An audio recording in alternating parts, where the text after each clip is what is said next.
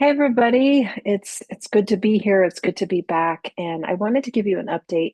I know that this playlist of hip replacement recovery has gone on and on and on, and many times last year I would say this is going to be my last video, and here we are again. So I had my second revision to my replacement a little over 3 weeks ago, and it's a struggle, but it's a new year. And if you remember last year when I had my replacement in February, I had chosen the word for my year to be equanimity, and that I was going to face whatever came my way with an unwavering and steady mindset. And I did that. It was a year of extreme challenges and disappointments. And I didn't allow myself to really go into that extreme place of negativity or worry or fear.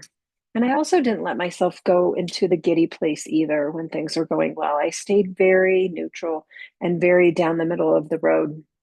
And it served me well because last year was absolutely hard. And so this year has come, and I knew what my word for 2025 was going to be heading into my sixth surgery, my third surgery related to the replacement. And I knew the word for 2025 was going to be renewal. And I really looked at a lot of different versions of renewal or restore. And I didn't want restore to be my word because restore is defined as returning to its original condition. And I didn't want that. I don't want to go back to the original condition. I certainly want to have mobility. I want to have less pain, but I want to be able to look at my life and my hip and my body with a new lens. And I chose the word renewal because to me that means finding something new to to participate in, to do, to have a mindset around. And I knew going into this surgery, based on what the surgeon had shared with me from the MRI, that I'm never going to go back to kickboxing or hiking extreme hikes.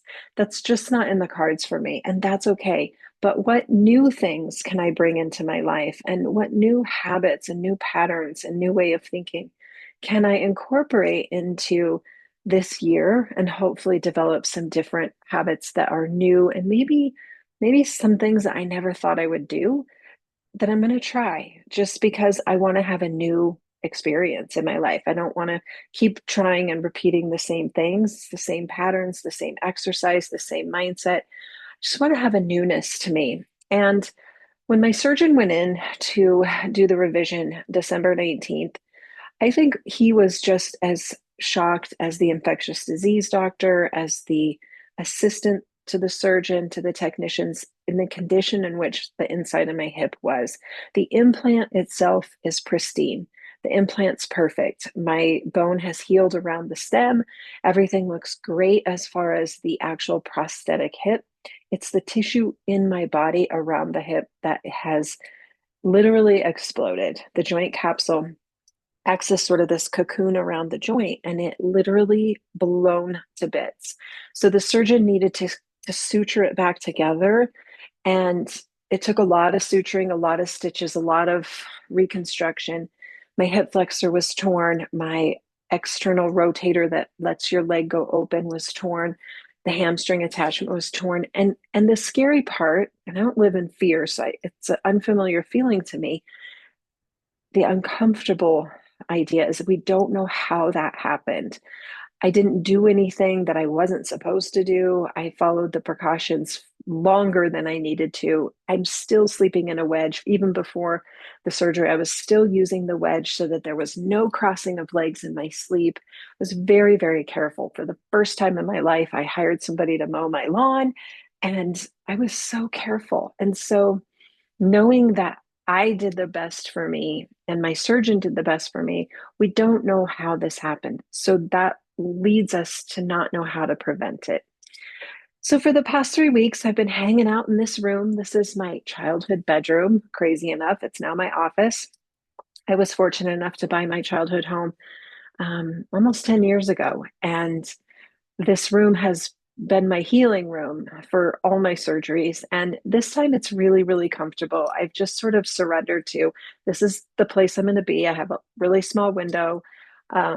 I walk up and down the hallway with my walker. I have a nice chair over there that I sit in and I read and I work on my computer and I dream about the new things that I'm going to do this year in my life and how I'm going to take my business and turn it into a new direction. And the self-care that I love to practice is going to be new and different.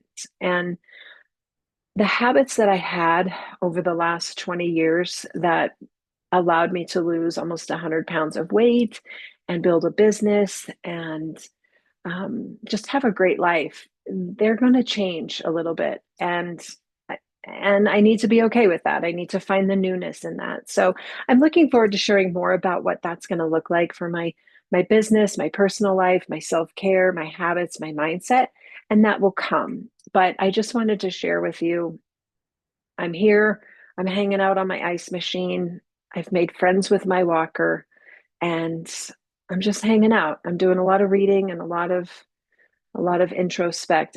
To me, it's kind of been a blessing that it happened at this time of year because it's so cold outside and so snowy that it's given me a chance to really sit with myself and look inward and figure out an action plan. Like, I think we can set all the intentions in the world, but if we don't have an action plan as how we're going to bring that intention to life, it's pointless to even set an intention.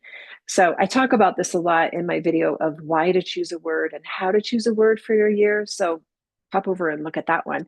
But I just don't want to set an intention and say I'm going to renew some things. I want to know how I'm going to do it. So I'm spending a lot of time with paper and pencil, dreaming and figuring out how I'm going to have new come into my life and a renewal in my body and in my spirit and in my mind. And it's been really good. So it's been a good time of year.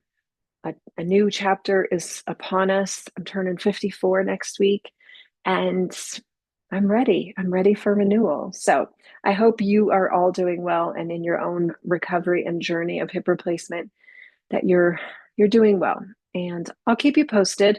I'll let you know how things are going once I'm released to do rehab, and I'll give you some ideas of what's new the next video and what I'm incorporating that is really bringing a sense of renewal into my life.